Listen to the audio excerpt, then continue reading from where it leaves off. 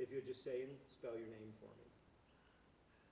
Stiefel, S-T-I-E-F as in Frank, E-L, Golvye, G-O-L-D-Y-E. Excellent. It's all her, so you don't have to look at the camera again. Okay. Hello, Golvye. First of all, we, the members of the 7th Ward Oral History Project, want to thank you so much for your willingness to share your story about growing up in the 7th Ward from 1930 to 1980. We will ask you a series of questions, and we would like for you to sort of repeat what the theme of the question is, and just tell us what life was like for you as a child growing up in this diverse community. And thank you once again for your time. Our first question begins with what or how did your parents move to Lancaster? If you could share that story with us.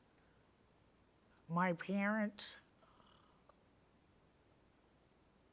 my dad was born in Lancaster. My mother was born in Duluth, Minnesota, but her mother brought 3 little kids back to Lancaster because her relatives lived here. But my grandparents came from Russia. What part of Russia? I think around Kiev. Do you have any idea around what year they immigrated to the United States? Well, the Byzanskis, that was my maiden name, they came in through the port of Philadelphia. And that was around 1892 or 93. That is fascinating. Do you remember what street in the 7th Ward your family first moved to? Well, my mother and her brother and sister lived in a place called Locust Street. Yes. Mm-hmm. All right, very good, very good. What schools do you remember attending as a child in this community? I went to Rockland Street School, which was known as Higbee School. Okay. Do you remember what grades you attended there? Yes, from 1st to 6th. Okay. All right, and then after 6th grade, what public school, if you attended public school, what schools did you go to next? East Junior. East Junior. Yeah. Would that have been Hand. locally known as Hand. Edward Hand? Edward Hand. Okay, very good. As a child growing up, what synagogue did you and your family attend? Daigle, Israel. And where was that located? That was located on Chester Street. Now, what kind of activities did you and your family participate in while you were attending this synagogue?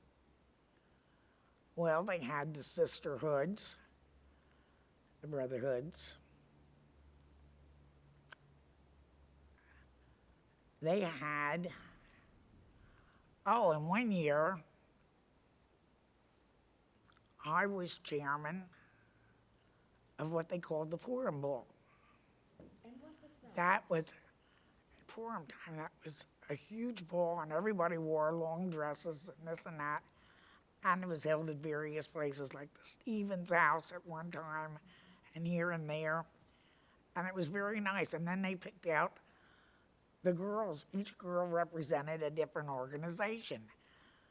And they interviewed them, and they had to either sing or dance or so, and then whoever they decided became the queen. Oh, It was nice.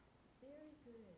Now, the sisterhoods, could you elaborate a little bit on what that activity involved? The sisterhood had all different things. They'd make cookies or this or that. Even one time I knitted an Afghan for them to bid off on, to make. But they only sold the tickets for 6 weeks. They should have left it go longer, you know? And so this was sort of like a fundraiser activity Yeah, for the right, synagogue? right. Okay. And do you remember what the boys did in the brotherhood? The same thing, Oh, okay. same thing. Very good.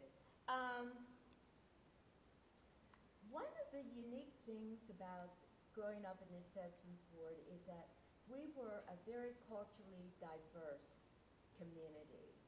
Could you share some of your experiences interacting with other cultures, either through school or community work? What was that like for you? Well, I had a friend. Did you know Loretta Curry? Yes, I did. Her father was a coroner. Yes. Well, we used to play jacks together, and we'd go to the movies together when we were kids. Okay. Now, were most of your friends generated from the public school system, or from the synagogue, or from the community itself? My friends. Yeah, most of your childhood friends, where did they come from? How Most did of they them be- from all over, Uh-huh. from the neighborhood, from the schools. Yeah. Okay. All right. You had mentioned Loretta.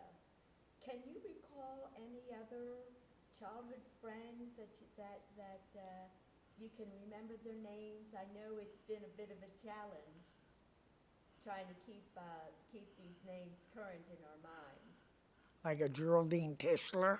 Oh, yes. Did you know her? No, I didn't.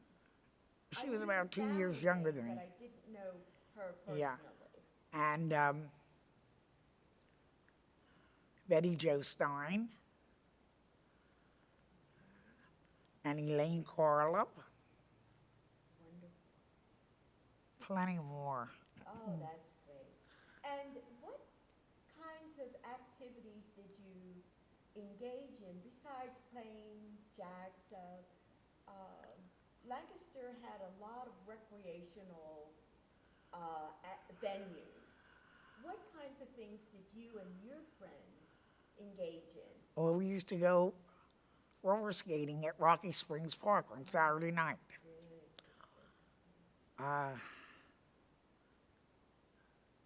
And they had the Jewish Community Center on East King Street. What kinds of things did you do there? And that was nice.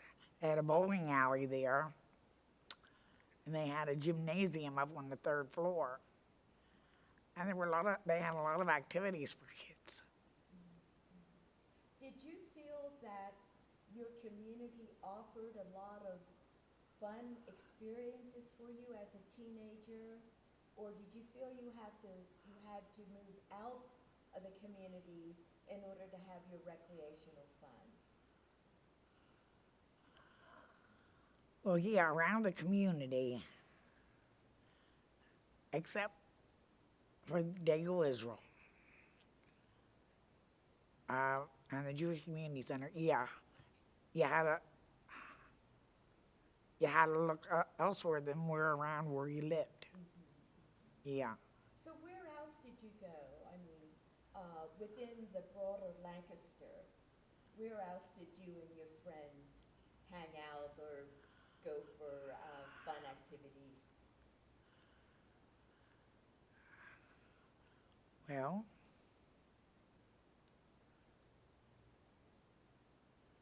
there was a soda shop on Lime Street, and I forget the name of it, but it was only half a block from Han Junior High.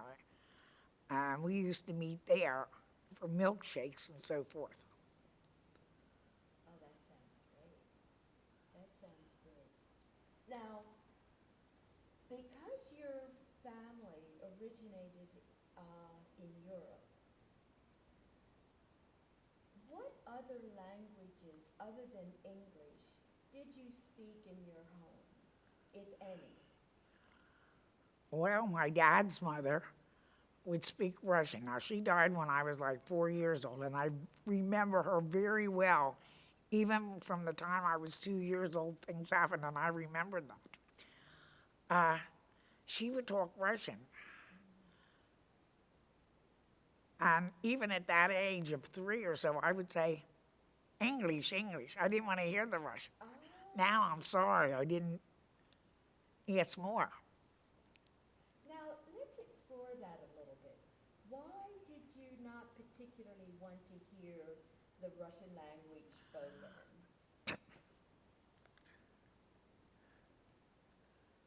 Because I figured I was an American and I wanted the English. How did your family members, cousins, aunts, how did they feel about speaking Russian versus speaking English in your home? No. If anything, they would speak Yiddish. Oh, They would speak that, not Hebrew, but Yiddish. yes. Wow. And were you able to master any of those I knew some of the languages as yes, a some of the child? Yiddish, yes. Yes, okay. Now, when you were in the public school system, did you run into any problems with traditional Americans around you speaking these different languages? No. Or people it didn't matter to them one way or the other? No. No. They all meaning- spoke English. Oh, yes, they all spoke English, okay. Okay. This question, I want you to just kind of give just a moment or two to think about. Was there anything unique, now that you are an older person, was there anything unique about growing up in such a culturally diverse community that you would like to share with our audience? In other words, are there any lessons you've learned about interacting with diverse cultures that young people today could benefit from? Well, I think you have to respect the way other people live their life, their customs and so forth. And nowadays, a lot of people are doomed to that.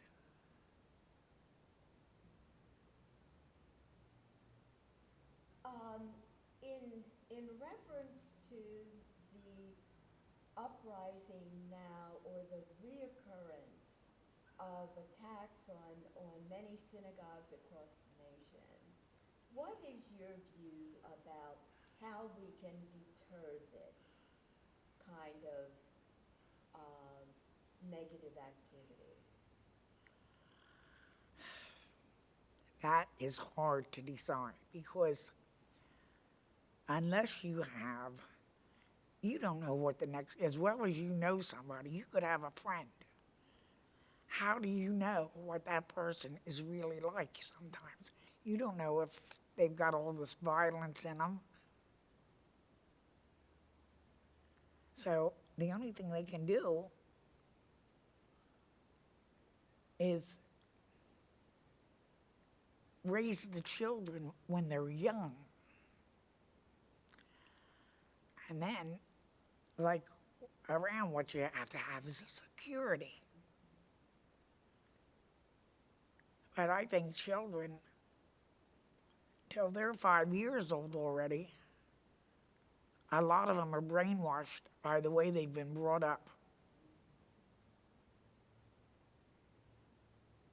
If there is one message that you would like to leave our audience regarding growing up as a Jewish resident of Lancaster City and what we are facing in the 21st century existence, what would that be? What do you mean? In other words, what message would you like to leave the young people today about interactions with other human beings? To accept the way they are and try to understand. Every person is different. And what is it that you can conjure up, that you remember, that you loved the best about growing up in the 7th Ward during your childhood? What positive memory sort of jumps out at you even today about living in this community? Everyone knew everybody. And in those days, a lot of people did not have automobiles. So we walked every place, and you got to know people. And people were friendly. Nowadays, you live in the suburbs, you don't know your neighbors. If anything, they sit in the backyard. You know, there are no front porches or anything. And unless you walk a baby around or a dog, that's how you get to meet people.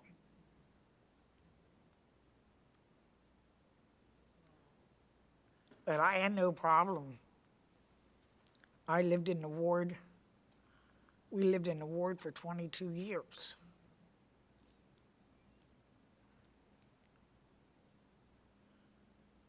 Well, thank you so much for sharing your intriguing story with us.